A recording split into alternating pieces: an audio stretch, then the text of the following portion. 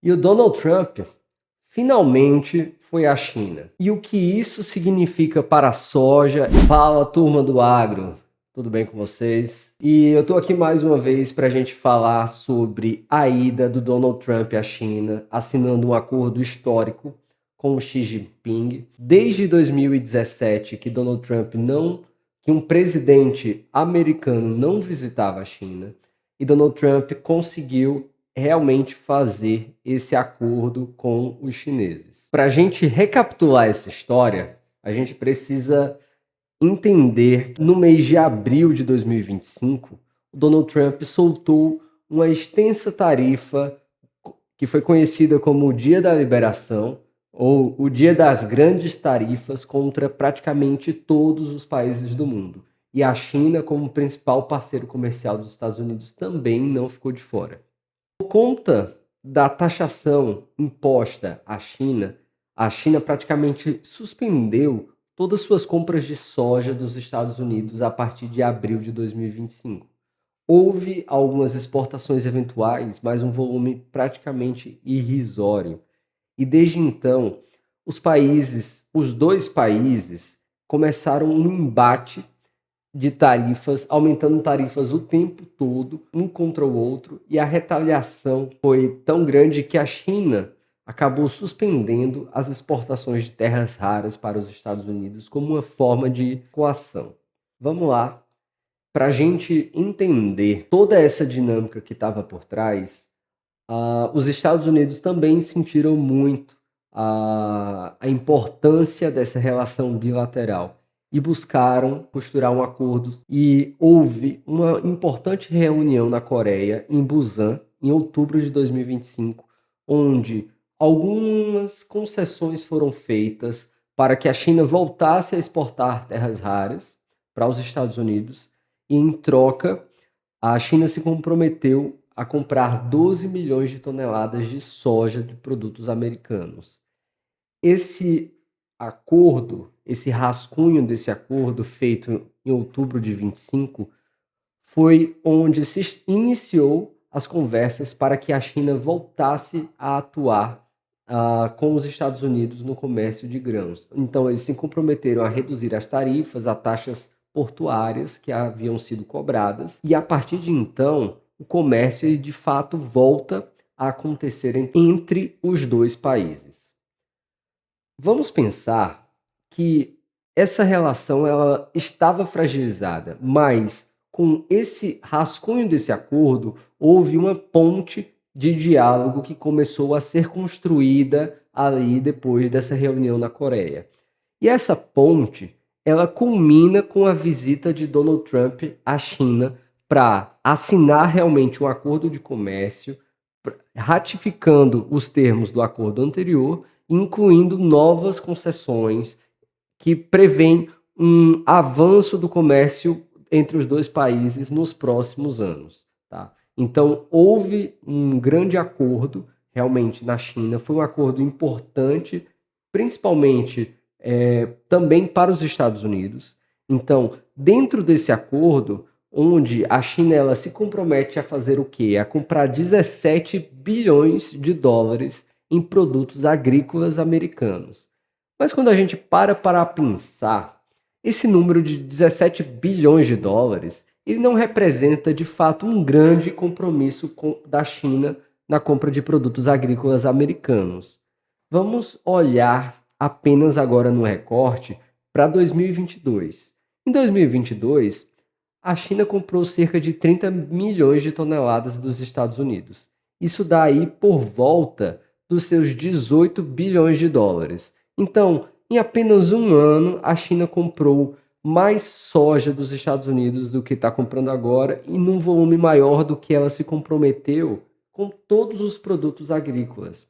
Então, de fato, esse acordo que a China costurou, ele é válido, mas ele significa mais uma boa vontade da China de voltar a negociar, de voltar a comprar com os Estados Unidos, do que de fato um compromisso que vai mexer com o comércio internacional, principalmente da soja.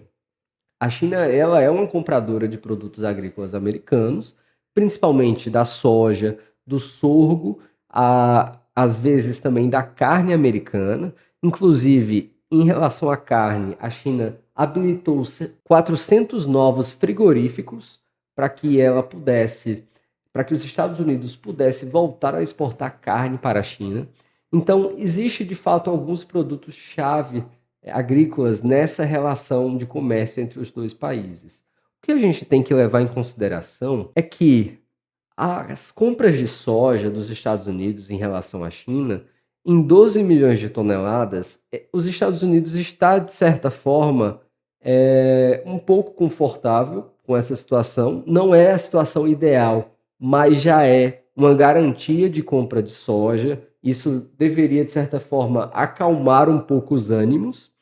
E com relação à China, a China está muito confortável com esse número, porque ela tem ampla disponibilidade de soja aqui na América do Sul. Vamos olhar Brasil, Uruguai, Argentina. Então, esses países continuam exportando soja, Paraguai, aí para a China também. Então, ela não precisa fazer um esforço muito grande para comprar soja americana. Então, desse ponto de vista, a China está confortável com o acordo. O número em si ele representa, de fato, um avanço frente ao zero que a China estava comprando, e ao mesmo tempo ele não muda a precificação do grão. Por quê? Hoje, quando a gente olha para o USDA no balanço de oferta e demanda, a gente já vê aí números próximos de 41 milhões de toneladas de soja exportadas pelos Estados Unidos. Isso já inclui os 12 milhões de toneladas previstas para a safra 25-26 agora. Enquanto para a próxima safra, o USDA projeta um ligeiro aumento desse número, saindo de 41 para 44 milhões de toneladas, um pouco menos de 3 milhões de toneladas. Então a gente precisa entender que os Estados Unidos, de certa forma, o USDA está sendo otimista que a China vai voltar a comprar mais grãos dos Estados Unidos, de certa forma sair de 12 para talvez 15 milhões, e a gente, para ser conservador, esse número ele já está no máximo que talvez a China volte a comprar se a gente não tiver um cenário de frustração de safra. Então, isso tem uma premissa de que os Estados Unidos eles vão ser muito competitivos na exportação, o que nem sempre, ou melhor dizendo, quase nunca é verdade. Então, existe uma janela de competitividade, mas essa janela é curta para a soja americana. Então, não é, de certa forma, uma validade, algo que pode ser considerado como dado que a exportação dos Estados Unidos vai atingir esses 15 milhões. Então é mais provável que fique entre 12 a 13 milhões de toneladas.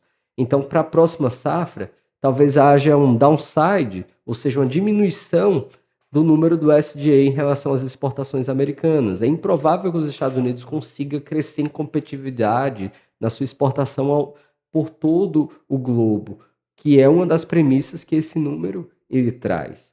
Então, o produtor ele precisa olhar, de certa forma, com esses números do USDA com cautela. A gente precisa entender que talvez hajam surpresas mais para frente em relação ao número de exportação dos Estados Unidos. E quando a gente para pensar na relação dos dois países, ela houve de fato avanços, mas existem linhas vermelhas muito claras e muito bem desenhadas dos dois lados. A China, ela bate muito na questão de Taiwan, enquanto os Estados Unidos, ele frisa um pouco mais na questão das terras raras. Então, é uma relação, um acordo que foi firmado, não é um acordo, de certa forma, muito sólido. Então, a gente precisa observar como que vai se dar essa relação dos dois países aqui para frente. Mas o produtor ele precisa ter em mente que as exportações americanas elas seguem fortemente comprometidas por conta da política ambiental dos Estados Unidos. As fábricas de biodiesel elas possuem mandatos para inserção de combustíveis renováveis nas suas frotas dos Estados Unidos. Então, esse combustível renovável ele é adicionado ao diesel e esse diesel ele é consumido majoritariamente nos Estados Unidos, e com o aumento dos mandatos que a gente viu fortemente agora para esse ano, com revisões ainda maiores por conta da guerra com o Irã, as margens de esmagamento nos Estados Unidos seguem muito elevadas. E com isso, o preço do óleo de soja também continua elevado nos Estados Unidos e puxando o óleo de soja, de certa forma, ao nível global. A dinâmica da política ambiental americana, ela faz com que haja uma camada de proteção muito forte para a soja americana não baixar de preço e não ser competitiva na exportação em todo o seu período de exportação, toda a sua janela de exportação. Então, de certa forma, o produtor ele fica cada vez mais tranquilo com a sua janela de exportação aqui no Brasil. A entrada da soja americana, ela segue fazendo cada vez menos preço.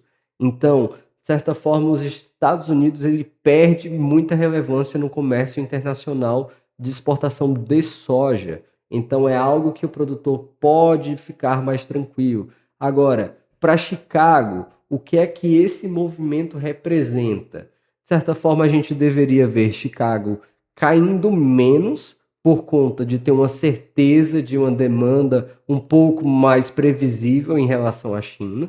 Então, a gente não deveria ver, de repente, downsides, Chicago caindo, de repente, abaixo dos 950 cents, algo nessa faixa. Mas, para a gente pensar que também existe um teto, de certa forma, da competitividade da China, da soja americana para a China. Então, isso não vai acontecer de uma forma fácil e de uma forma linear, mas com a crescente demanda por diesel renovável, ela faz com que os preços da soja nos Estados Unidos eles fiquem valorizados. Então, a gente também não deveria ver um movimento onde a soja ela sobe demasiadamente muito rápido por conta desse ampla oferta que a gente vê, principalmente aqui na América do Sul, mas a gente também vê uma soja menos suscetível em Chicago para cair e fazer todo um trabalho, tá? Então vamos prestar atenção aqui também em relação aos prêmios da soja aqui no Brasil. Com essa acomodação da trade war, né, da guerra entre os dois países, isso acaba pondo um teto na valorização dos bases aqui no Brasil. A gente não deveria ver bases muito mais fortes do que as médias históricas, tá? Então é uma tendência de normalização do mercado. Agora o basis poderia caminhar mais em intervalos históricos, então isso é um ponto importante para a gente mencionar. Então é isso, pessoal. Se você gostou desse vídeo, quero lhe convidar a se inscrever nesse canal, a comentar aqui embaixo se você tem alguma dúvida, se você acredita que o mercado ele pode trazer surpresas para os produtores aí nos próximos meses. Então, deixa o seu comentário, deixa o seu joinha aqui, o seu sinal de gostei e me segue que a gente vai estar junto acompanhando todos os passos da soja e trazendo muita informação para você, produtor.